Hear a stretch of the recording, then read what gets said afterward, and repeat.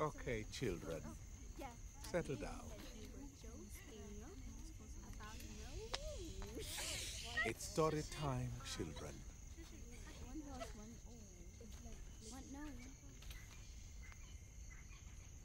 The story I'm about to tell you took place a long time ago in the heart of Africa.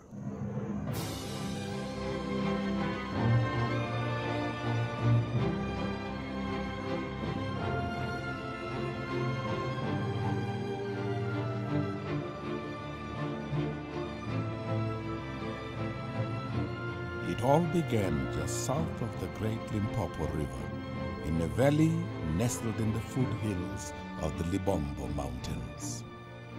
And in that valley lived a large pride of African lions ruled by a magnificent male called Mokhulu. In his pride, Mokhulu had a favored female. Her name was Misava.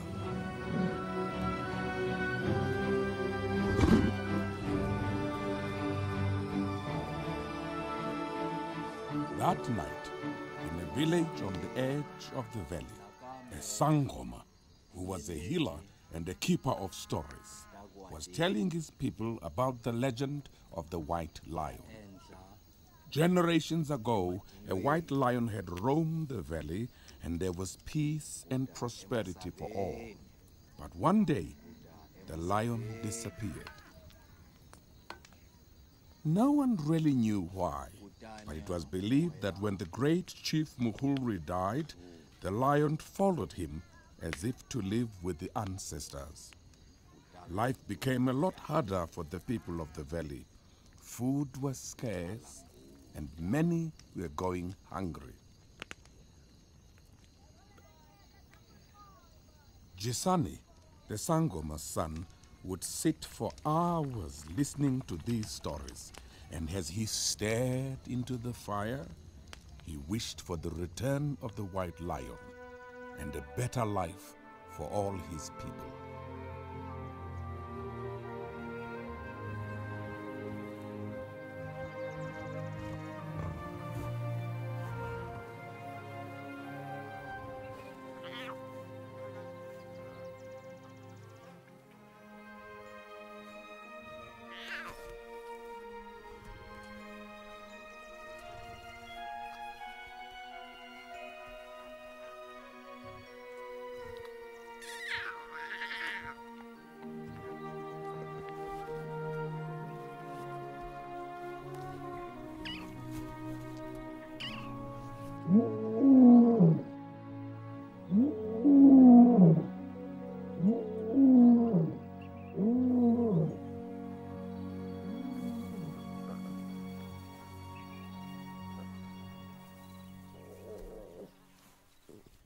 It seemed as though a young man's wishes had come true. A white lion had been born into the valley. But why was his coat white? Was he a magic lion? Well, Jisani's people believed that the white lion was a gift from the ancestors, and the first one was seen after a shining star had fallen to the earth. And that's why the Shangaan believed they were white. They were the color of the stars.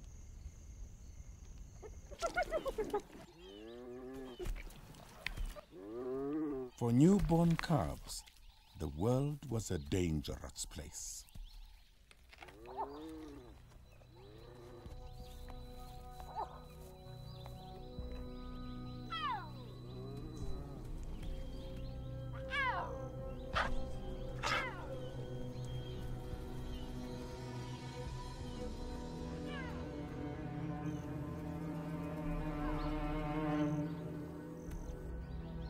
And Misava had to be ready to defend her calves with her life.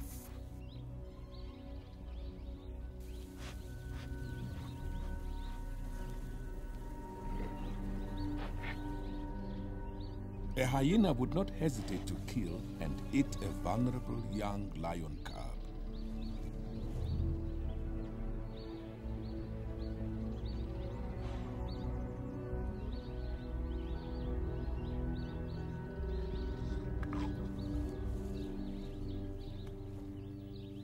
So, to protect her cubs, Misava started moving them to the safety of a new lair.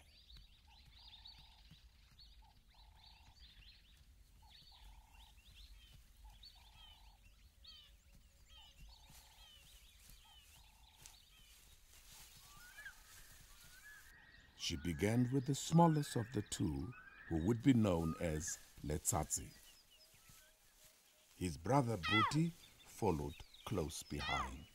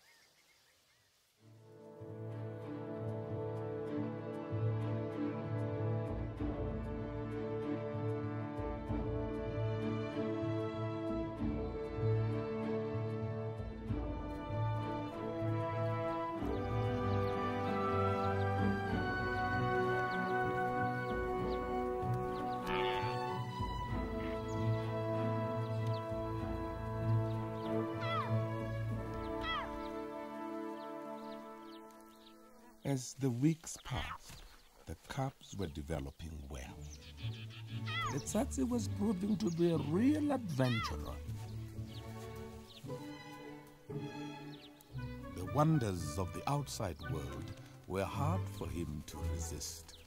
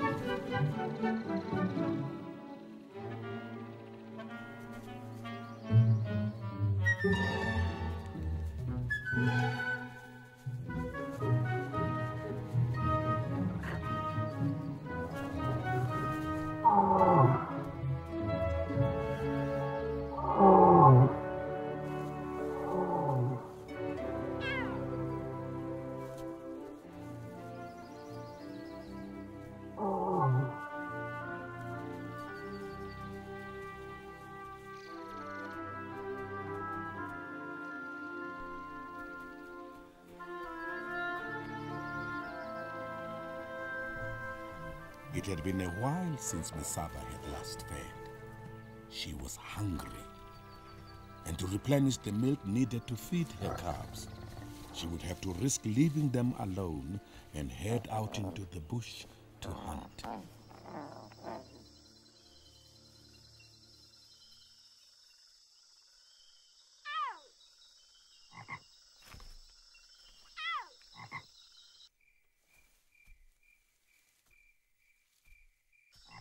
And of course, the wonders of the outside world would once again be irresistible to the calves.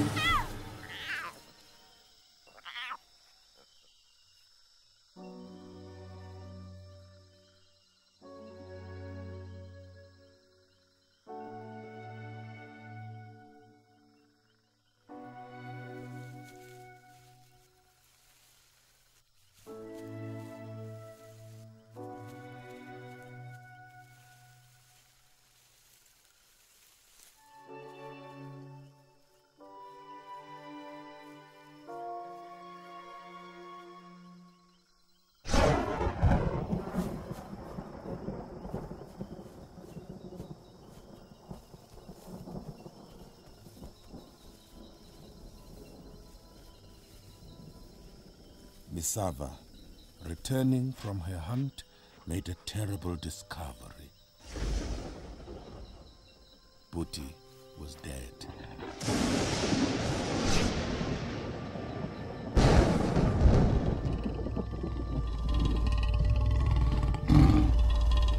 And Letsatsi was missing.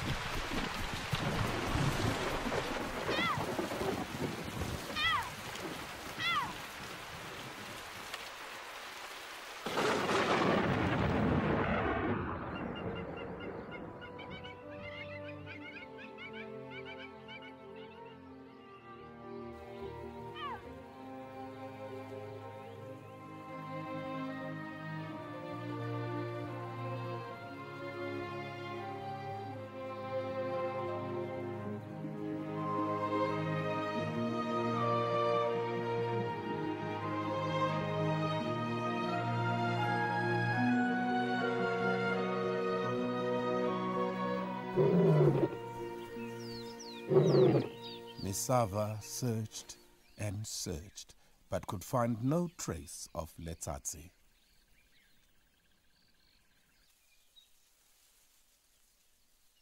The storm of the previous night had washed his scent completely away.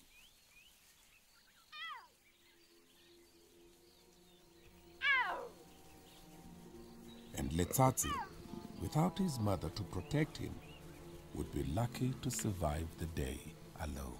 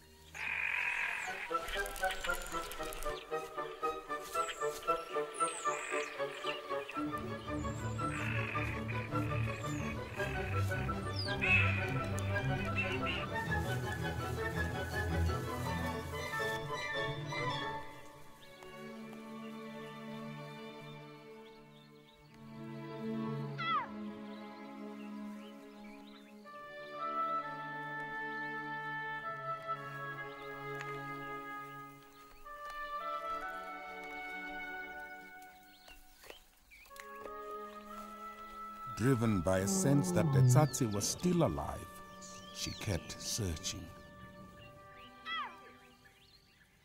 But Letsatsi's calls to her were lost in the wilderness.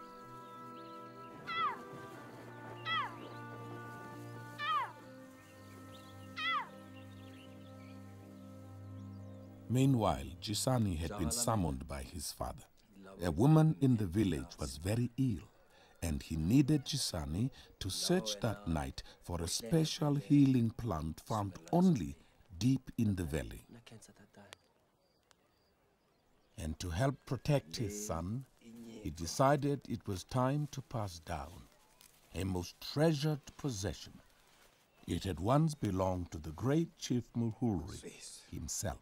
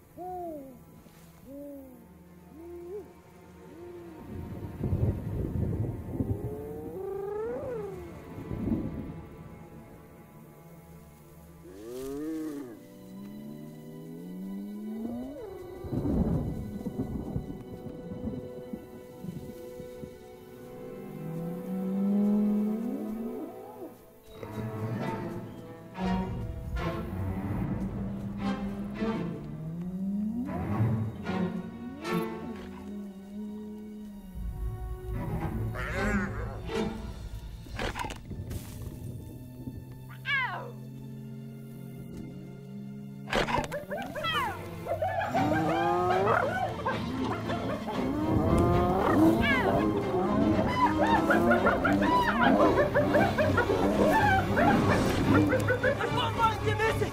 Vollbein gewissen! Vollbein!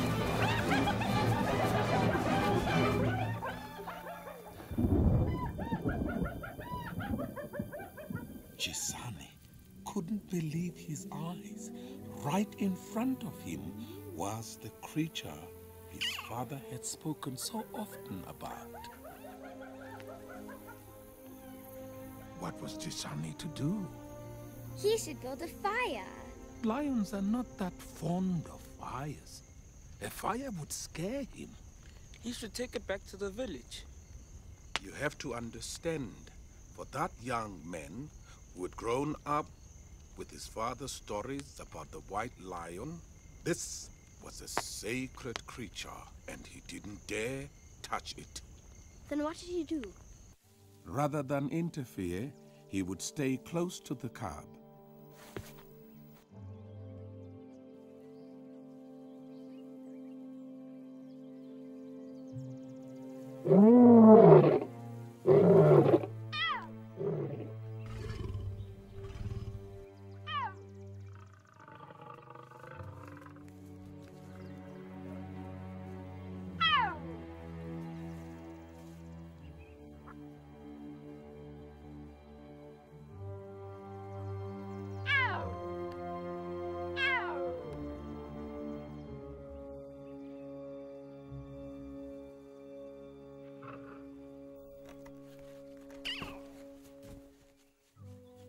That first meeting had a powerful effect on Gisani.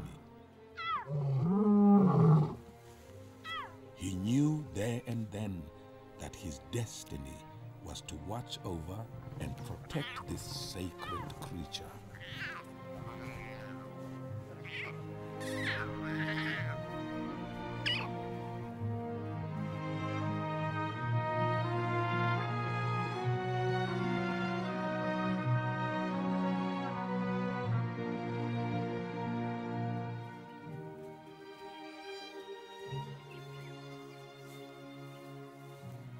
It was time for Misava to return and introduce Letsatsi to the pride.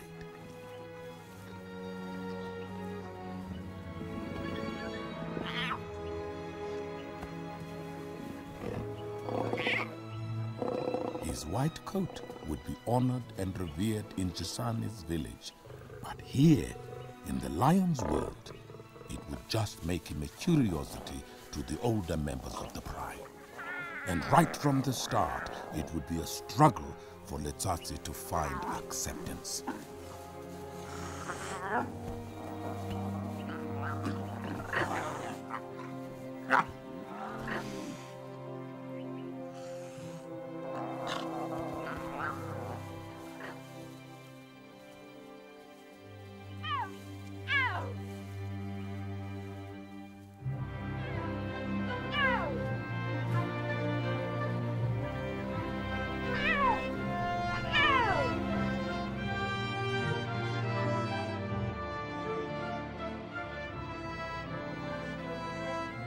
As the days stretched on, Mogolo's fondness for his spirited young cub deepened.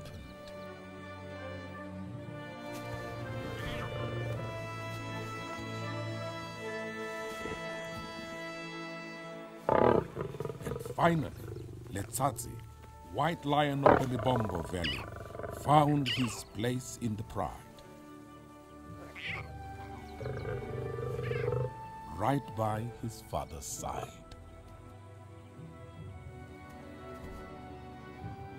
As the seasons tumbled by, Gisani, true to his destiny, spent days at a time away from his village, following the pride.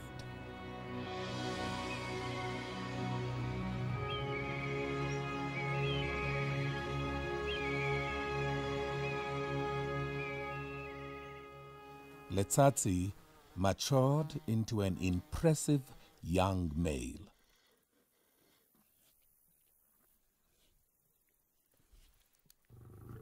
For some time now, life in the pride had been settled and peaceful.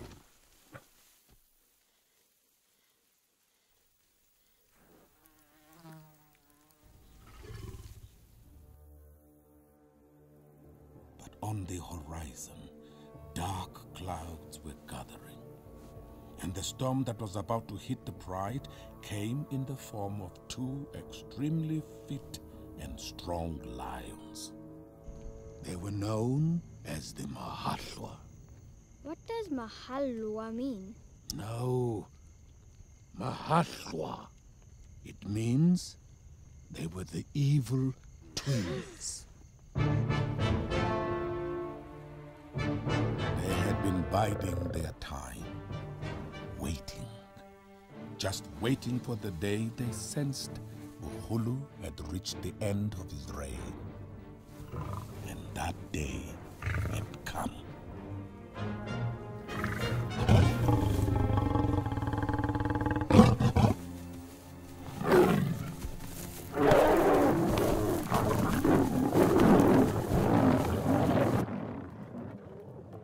Old Mokhulu was quickly defeated.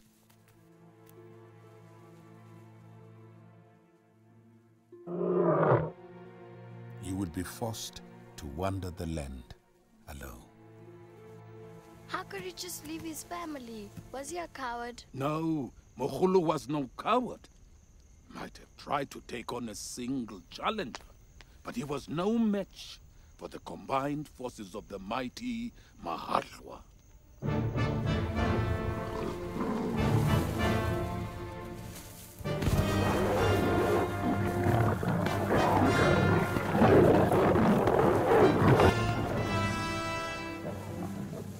The young males fled for their lives. The Mahahlwa would kill them if they offered up any resistance. And you can only imagine how difficult it was for Misava to say goodbye to her only surviving calf.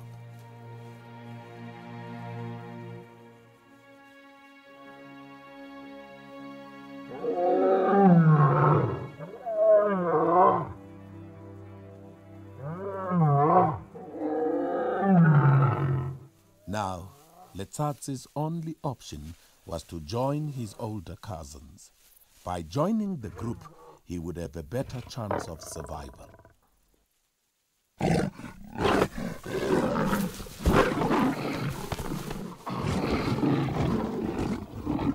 But it was not meant to be. Without Mokhulu to protect him, Letsatsi, who had always been seen as an outsider, was cast out.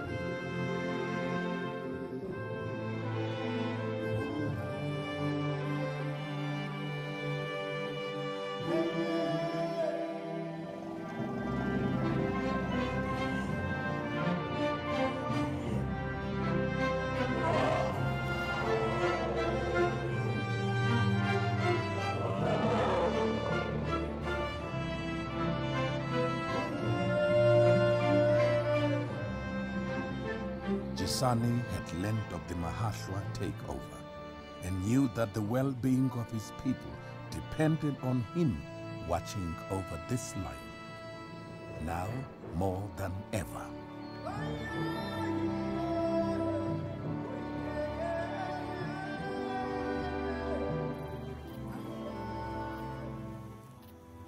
Frightened by the sounds of the night, Letsatsi pushed deeper and deeper into the mountains.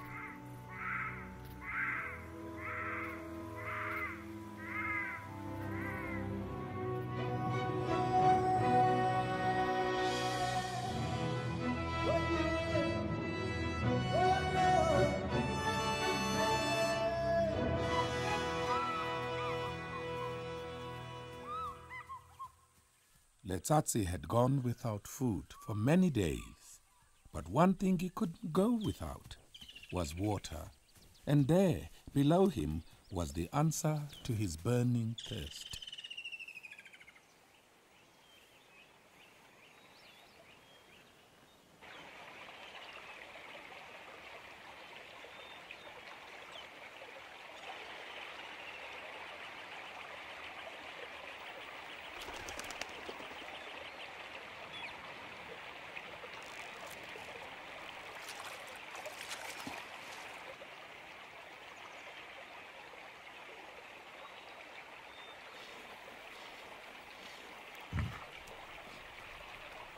even here, in these peaceful surroundings, danger was everywhere.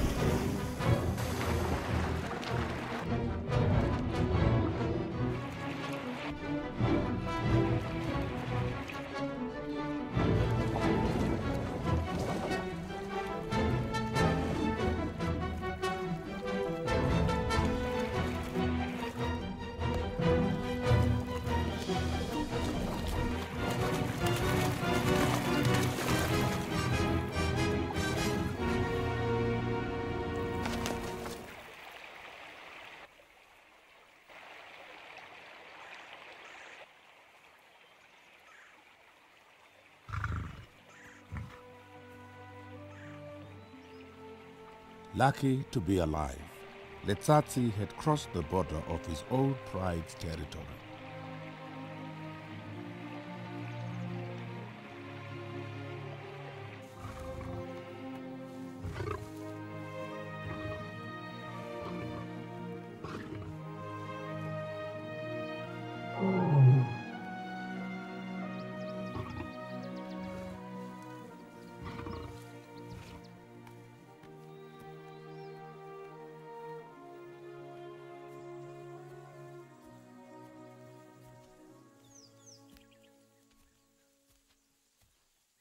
Letsatsi was moving quickly, and Gisani was already a day or two behind.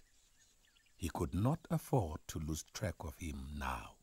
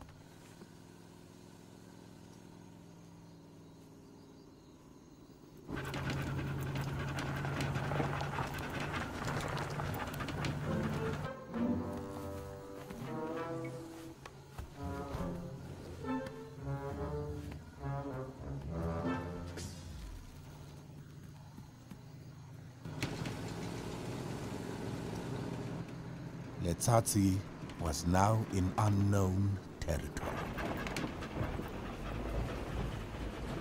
What was that?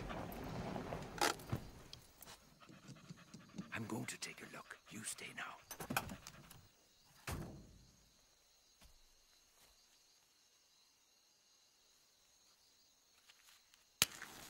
And in this territory lived the most dangerous creature in all the land. Men.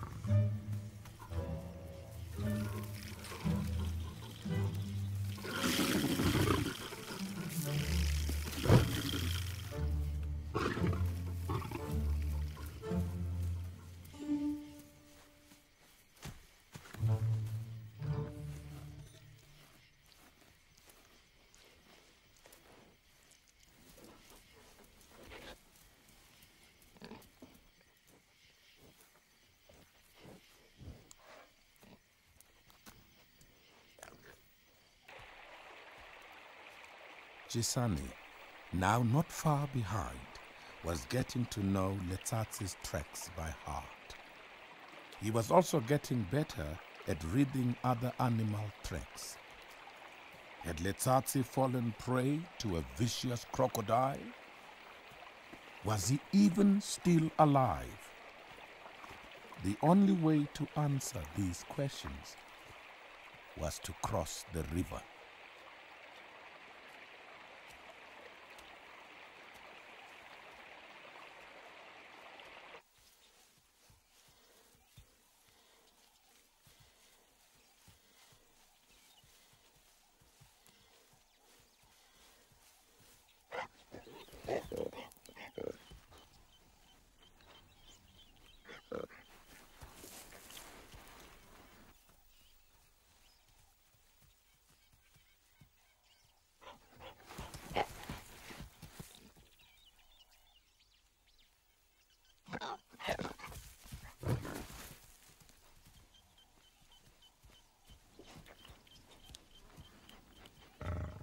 After his failed attempt to make a meal of a tortoise and his painful encounter with the porcupine, choosing the right prey was proving to be quite a challenge for young Letsatsi.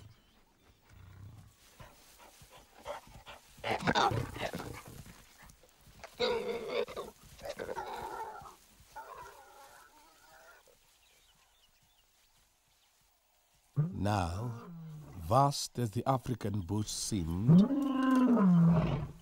it wasn't long before Letsatsi encountered another lion.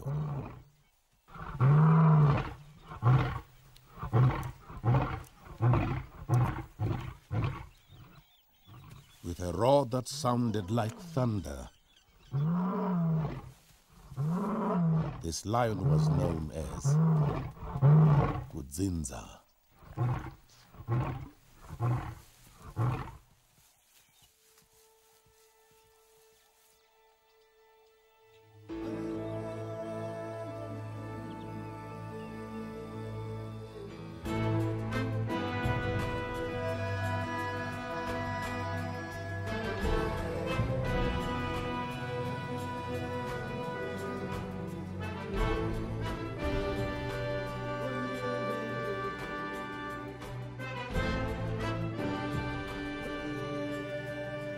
He pressed on, up and up the great mountain.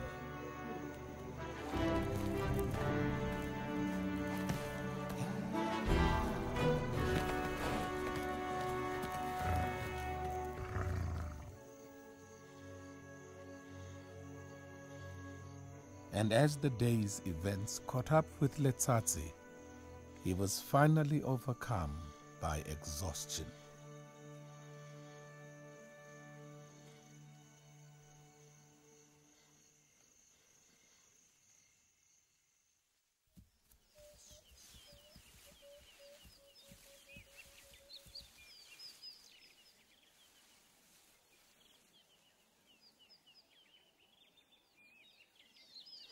With the new day came new hope.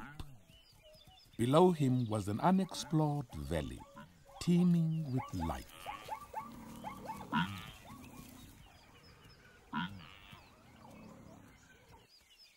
Surely there was something down there to provide a meal for a hungry young lion.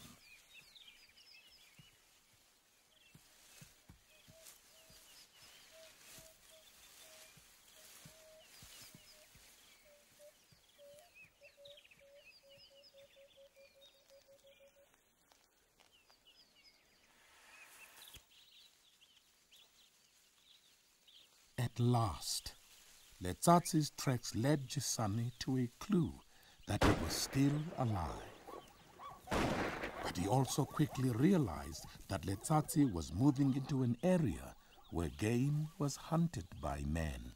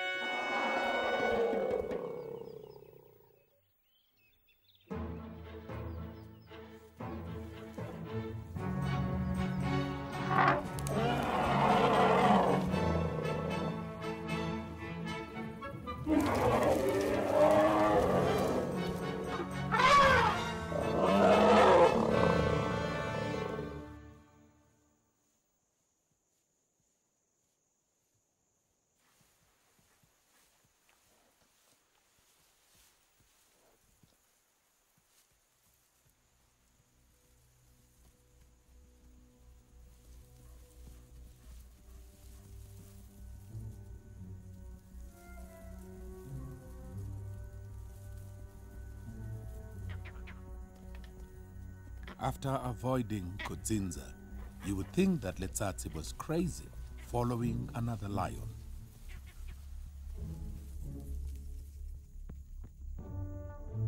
But he sensed that something was different about this one.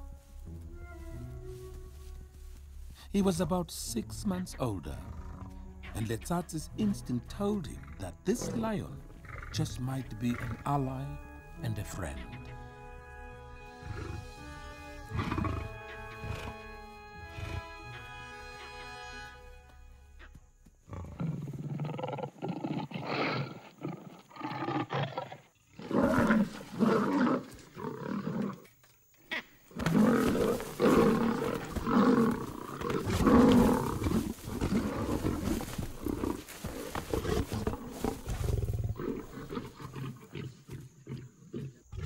Maybe, just maybe, Letsatsi's instincts had been wrong.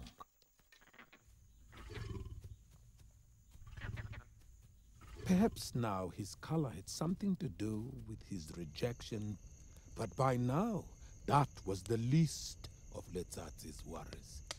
He was desperately hungry and needed to find food and find it fast.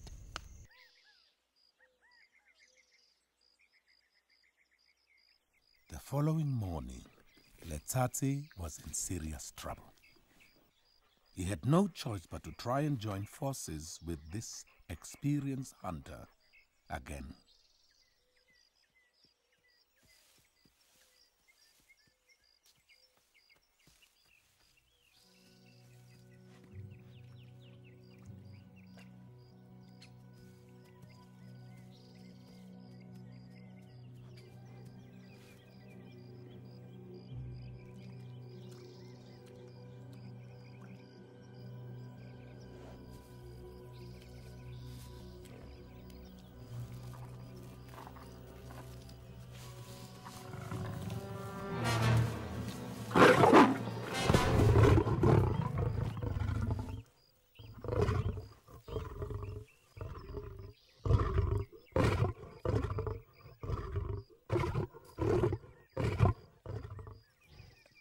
This time, respecting Letsatsi's fierce spirit and determination, Nkulu, which means the elder, allowed him to have the lion's share that day, and a new friendship was born over that carcass.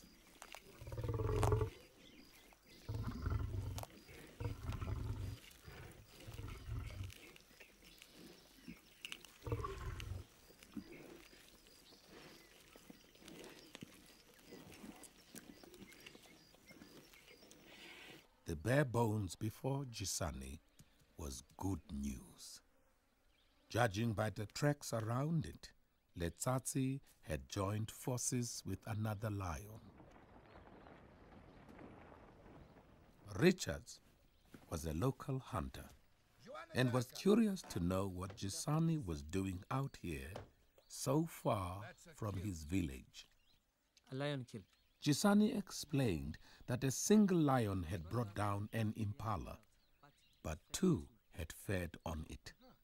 They fed on him there, and the hyenas just dragged him some of the way. The hunter was impressed, Jackal also had a turn. and seeing Gisani's potential as a tracker, wasted no time in offering him a job.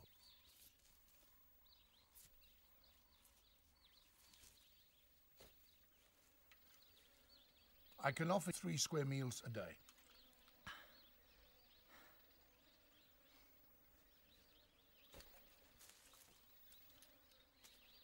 Richards. Chisani. Jasani.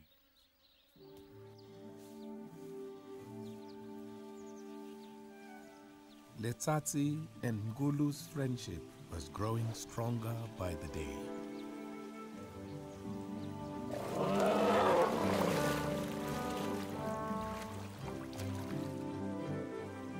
And soon they became inseparable.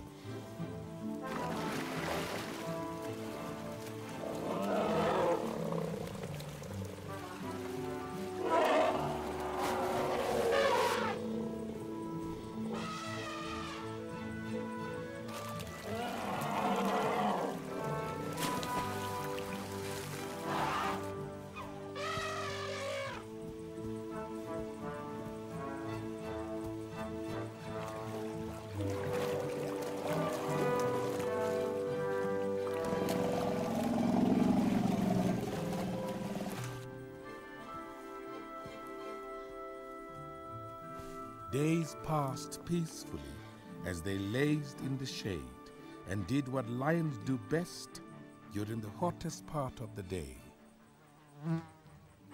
sleep.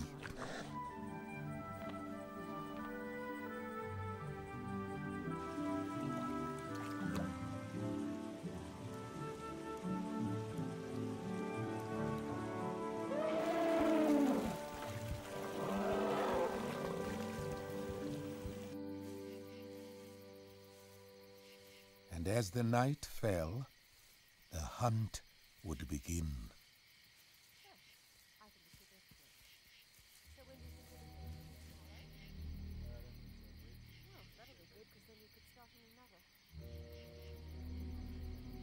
Tonight, they caught the scent of an easy meal.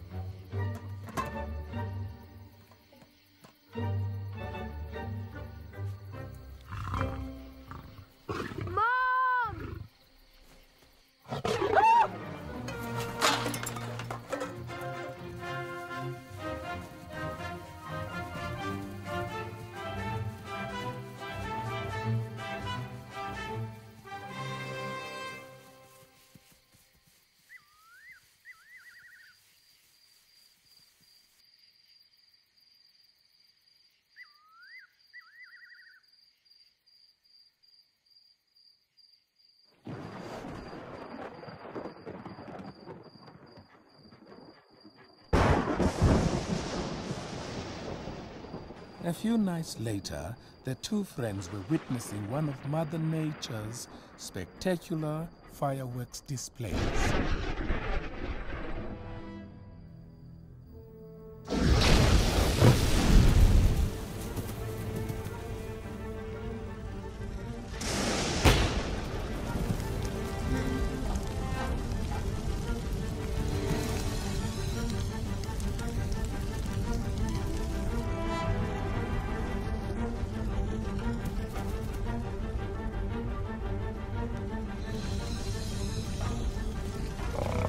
They were surrounded by a lake of fire.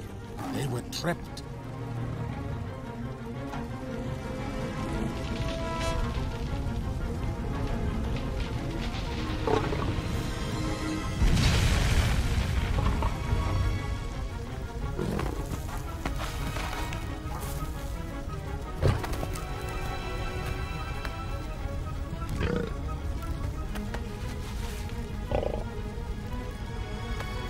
Nkulu, the stronger of the two, managed to scramble to safety.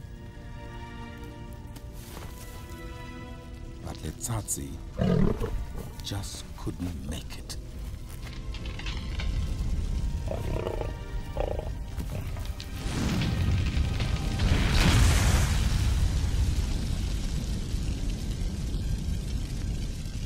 What happened? Did he get burned? Did he die? Easy, children. Easy. There's more of this story still to tell.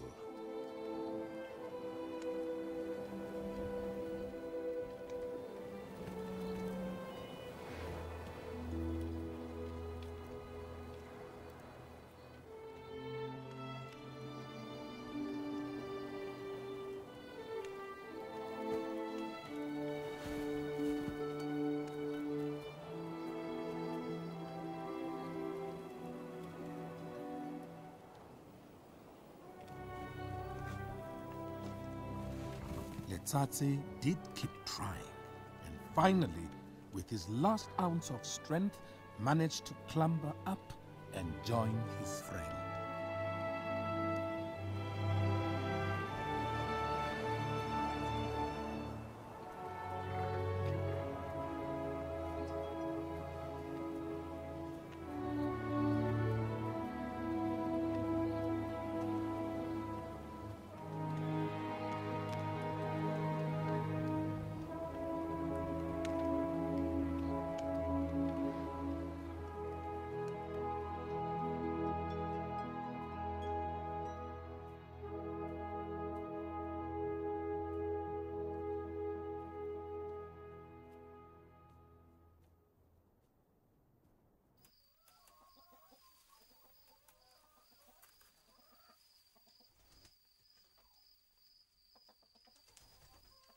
Finding a friend is a good thing, especially one who can teach you important survival skills.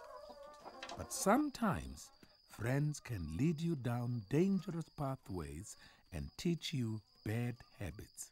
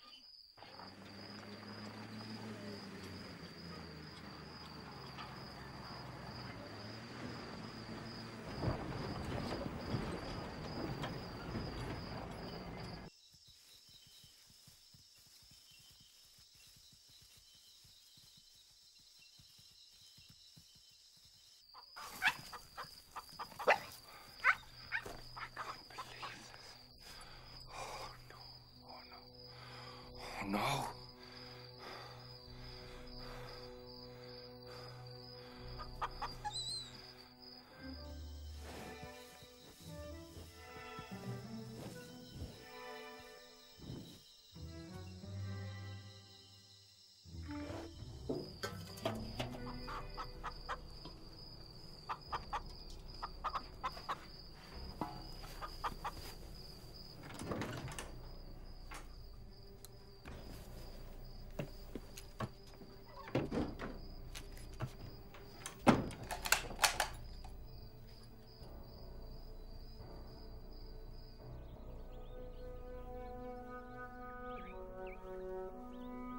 With their bellies full, Letsatsi and Nkulu didn't have a care in the world.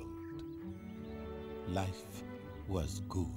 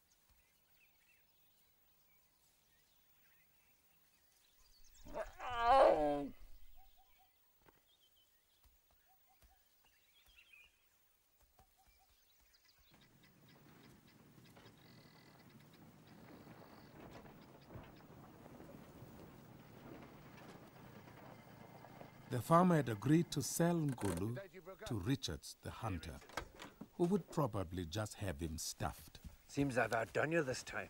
I bagged a lion. Take a look. And for a heart-stopping moment, Chisani was filled with a terrible dread. There were two of them. The other one got away, though. Do you know what the interesting thing was?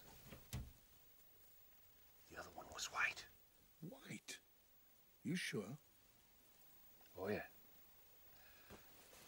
Didn't miss him by much. Well, thank God you're not a very good shot, then. What do you mean?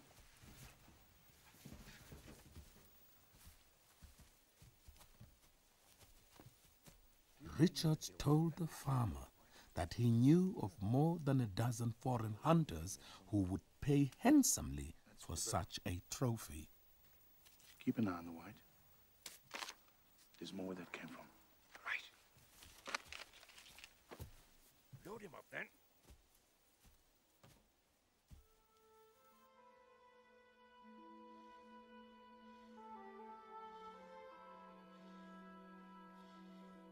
Once again, Letsatse's world was turned upside down.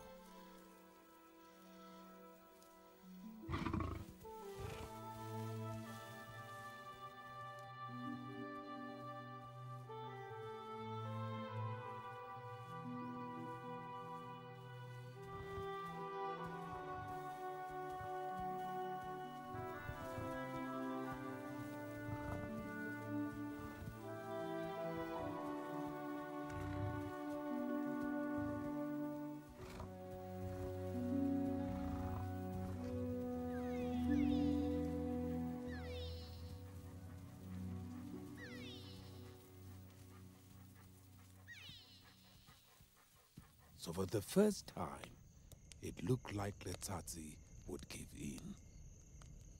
Without his close friend Nkulu, and without anyone to teach him how to hunt, Letsatse was in serious trouble.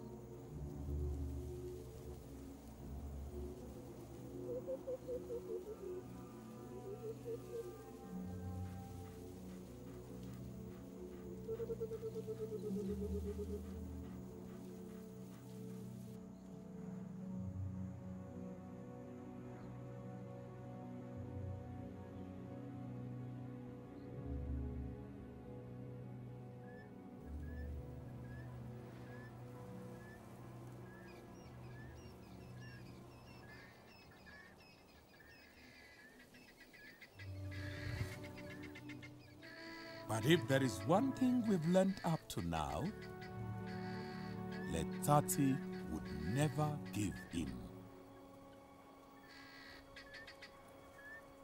And drawing on what little reserves he had left, he forced himself up and tried to hunt one last time.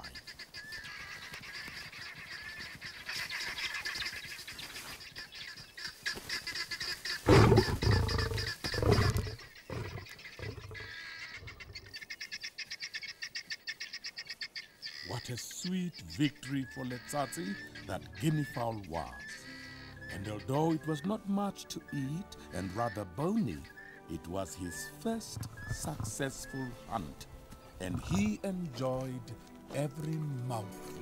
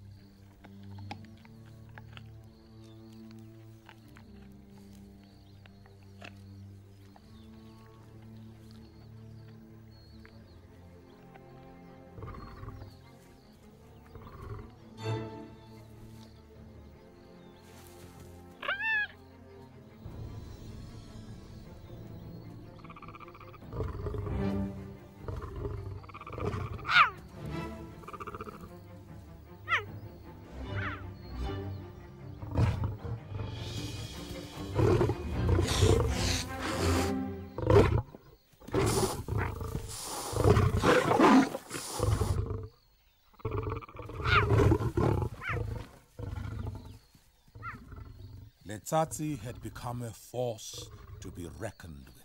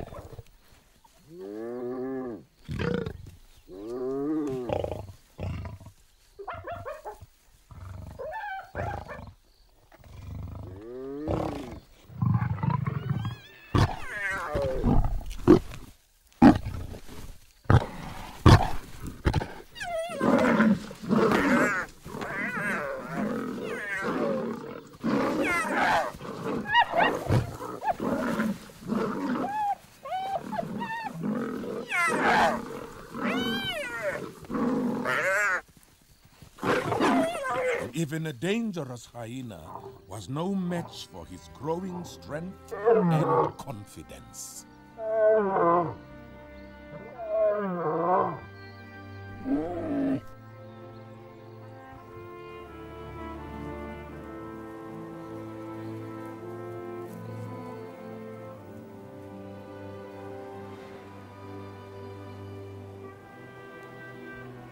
And as the days stretched into months, and the months into years, Letsatsi became the lion he was meant to be.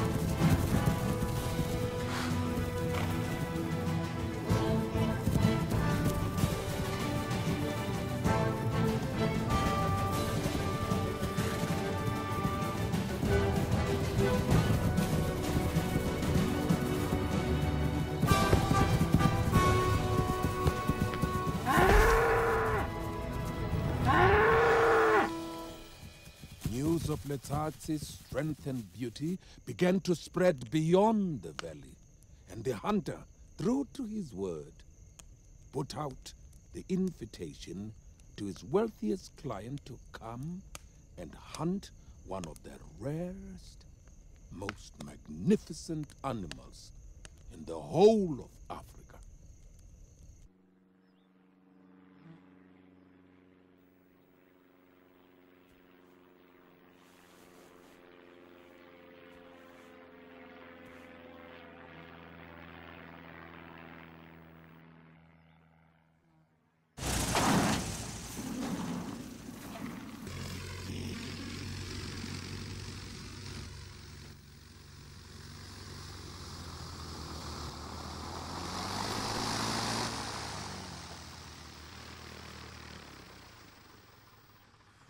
And without hesitation, a hunter by the name of Nikalski came to claim his trophy.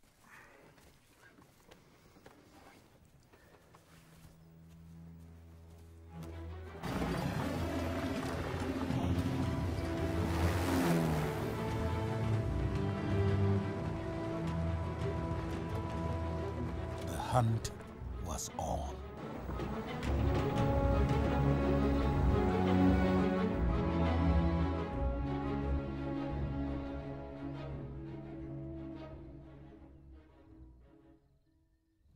What was Gisani to do? How would he explain to his people back at the village that he was the one who led the hunters to the White Lion? But why didn't he leave the hunters and chase Letsatsi away? Good question. But I believe he felt it would be better if he stayed close to the danger. And that meant staying close to the hunter. For Letsatsi, the time had come to fight for a pride of his own.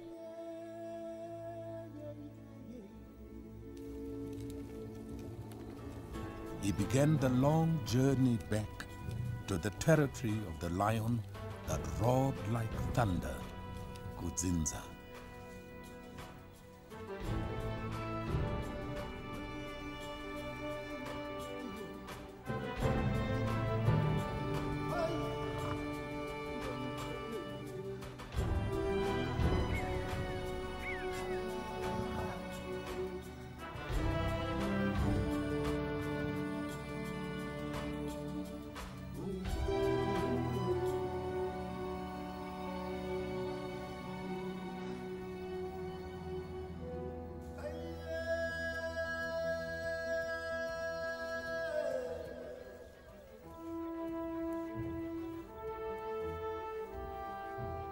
He was here yesterday. Let's go.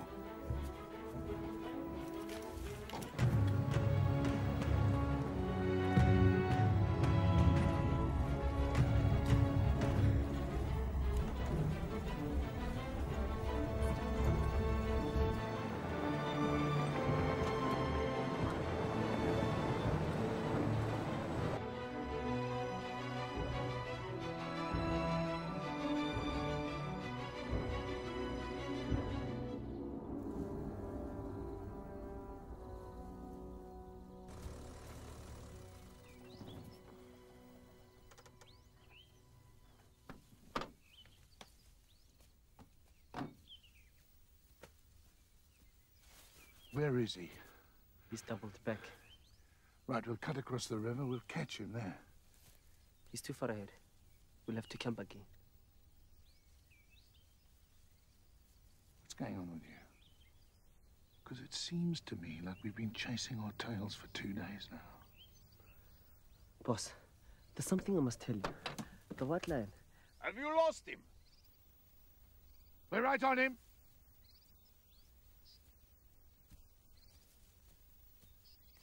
Not paying all this money to watch the scenery, you know.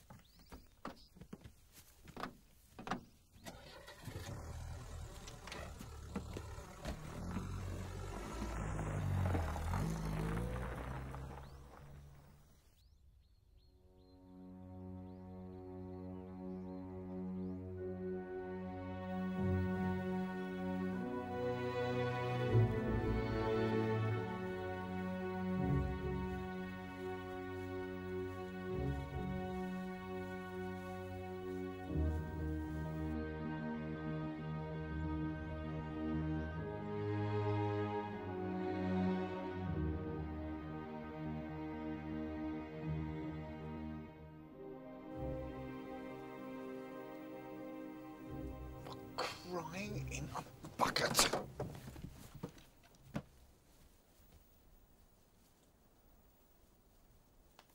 Now you are embarrassing me. The white lion. We cannot kill him. Have you gone soft in your head? This is a lion hunt. That man in that car has paid a fortune of money for this. But the legend says... The legend? That is a bedtime story.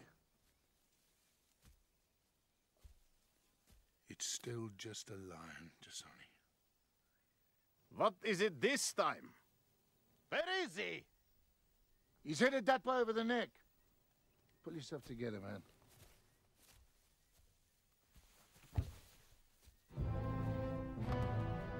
The young man's mind was spinning. He knew he could not stall for much longer.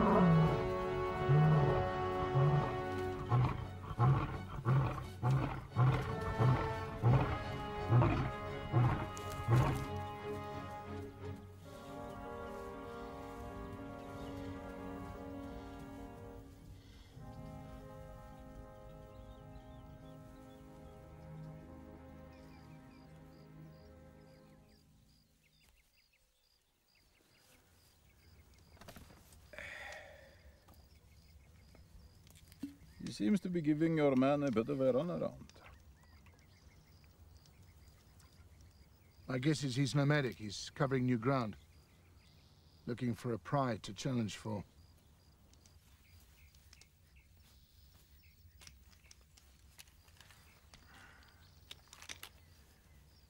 What's your man's name again? Jasani. Jasani? Jasani! Yes, sir. This rifle needs a good clean. Yes, sir. And oil it properly. Yes, sir. We'll get him tomorrow. That I guarantee. Tomorrow.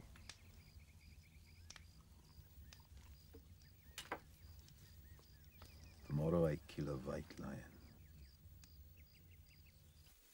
Like two massive forces of nature, the lions were on a collision course, each step bringing them closer to what would surely be a fight to the death.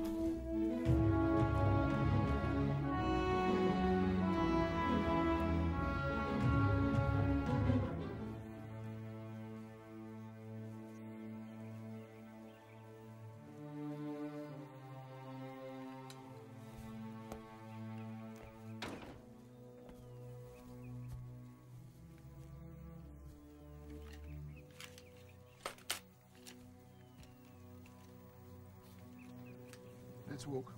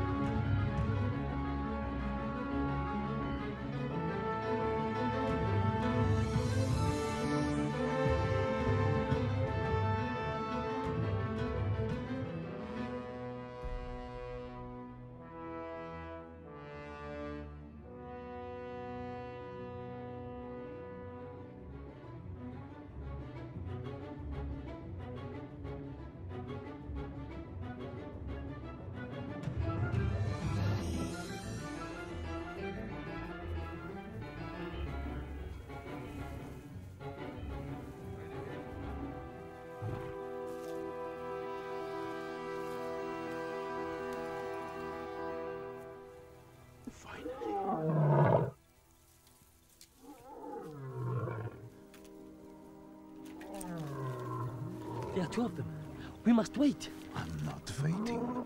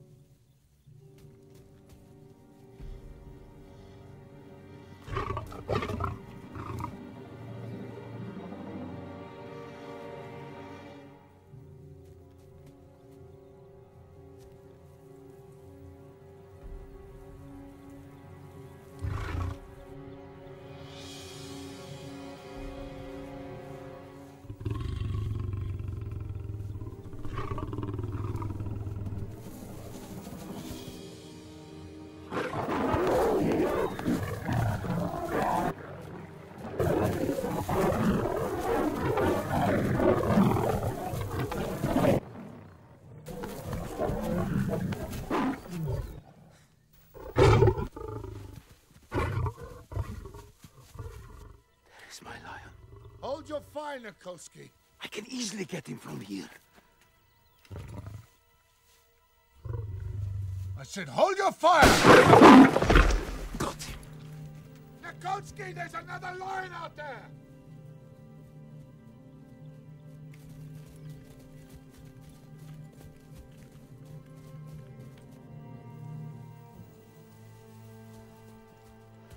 I missed him. But how?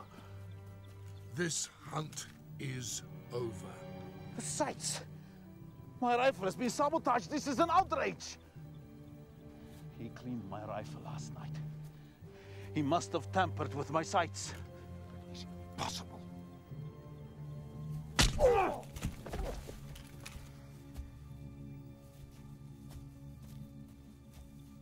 The White Lion must live. Get out of my way. If you must shoot it, you'll have to shoot me first. Richards, control your man. There will be no more killing today. Gisani, miteke Nikolski Shabomo.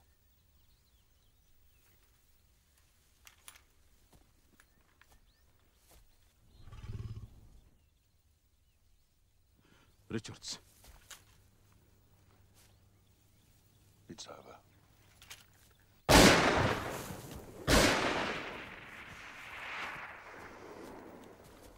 You have not heard the last of this.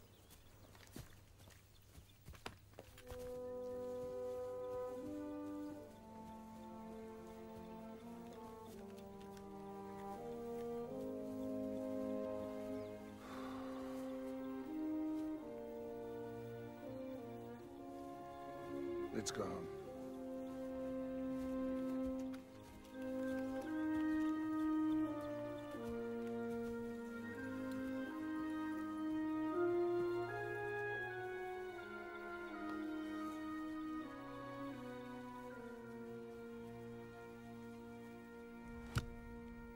You're Gisani, aren't you? I see someone has been paying attention. Yes, my dear. I am the one they call Gisani. I am a Shangaan, and the one entrusted by my father to protect the White Lion Letsatsi. And in doing so, I try to ensure the peace and prosperity of my people for many, many years to come.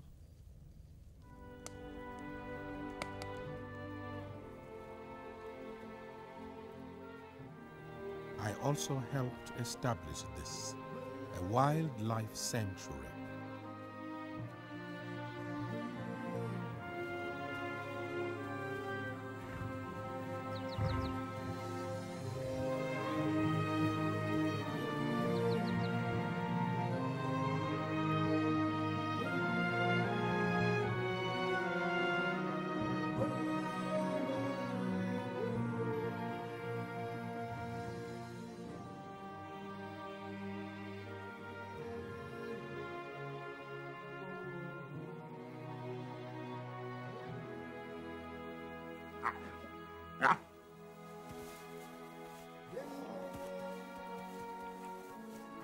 And as for Letsatsi, he ruled over the most powerful pride in the whole of the valley.